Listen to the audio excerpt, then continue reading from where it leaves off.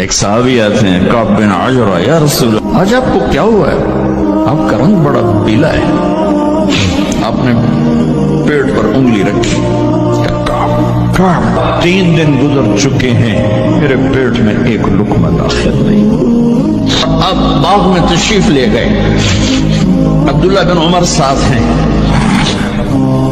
کھجوریں گری پڑی، خراب کھجوریں اٹھا کے صاف کر کے مٹی جھاڑ کے صاف کر کے کھانے لگے، اور عبداللہ بن عمر سے کہنے لگے تو نہیں کھاتا؟ کیا جی مجھے بھوک ہے؟ آپ نے کہا مجھے بھوک ہے، آج چوتھا دن ہے میں نے کچھ نہیں کھایا، چوتھا دن ہے میں نے کچھ نہیں کھایا۔ یہ وہ ہستیاں ہیں جن کے لیے جنت کے دسترخوان زمین پہ آ سکتے ہیں، فرشتے ہاتھ دھلانے کے لیے کھڑے ہو سکتے ہیں، سونے چاندی کے محل کھڑے کیے جا سکتے۔ لوگ اپنی زبان سے لوگوں کو ذبح کر رہے ہیں آج کل، ایسے گندے جملے بولتے ہیں کہ عزتیں تار تار ہو جاتی ہیں، دل ٹکڑے ٹکڑے ہو جاتا ہے، سینہ تنگ پڑ جاتا ہے۔ لفظوں کی مار بندوق کی مار سے زیادہ شدید ہوتی ہے۔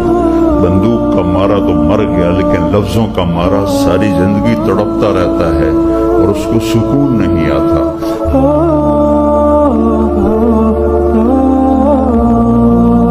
میرے نبی نے پوچھا اسلام کا سب سے مضبوط عمل کیا ہے؟ صحابہ نے کہا نماز، آپ نے کہا نہیں۔ صحابہ نے کہا جہاد، آپ نے کہا نہیں۔ صحابہ نے کہا روزہ، آپ نے کہا نہیں۔ صحابہ نے کہا حج، آپ نے کہا نہیں۔ کہ یا رسول اللہ پھر آپ بتائیں؟ فرمایا دین کا سب سے مضبوط عمل محبت ہے، محبت ہے، محبت ہے۔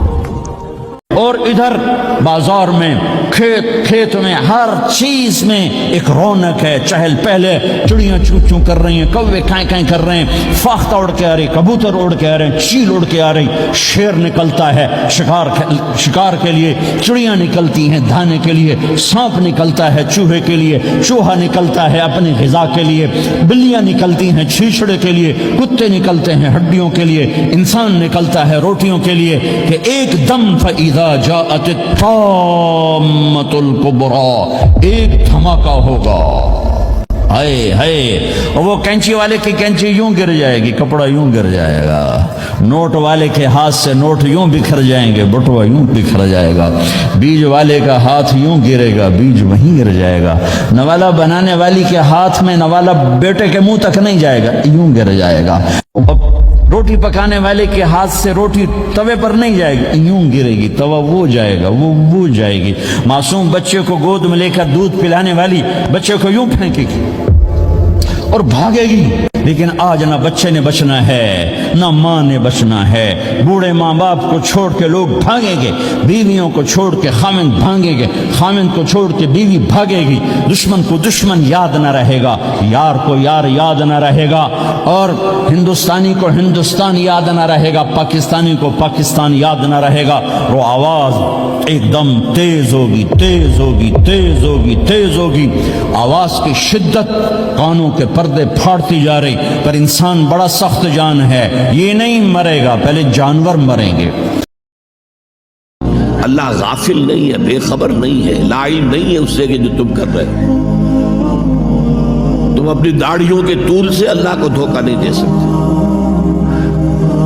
تم اپنے پاجاموں کو ٹخنوں سے اوپر رکھے اللہ کو دھوکہ نہیں دے سکتے کہ تم بہت متبع رسول ہو، تم اپنے عمروں اور حجوں سے اللہ کو دھوکہ نہیں دے سکتے، اللہ کو معلوم ہے کہ حرام کی کمائی سے حج کیا ہے تم نے،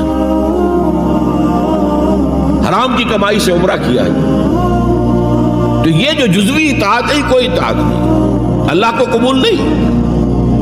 آدمی سوچتا ہے کہ چلیے میں نے یہ کام اچھے کیے، یہ برے کیے، مجھے اچھے کاموں کا کچھ کریڈٹ بھی تو ملنا چاہیے نا، لیکن نہیں، اللہ کہتا ہے جزوی اطاعت منہ پر دے ماری جائے۔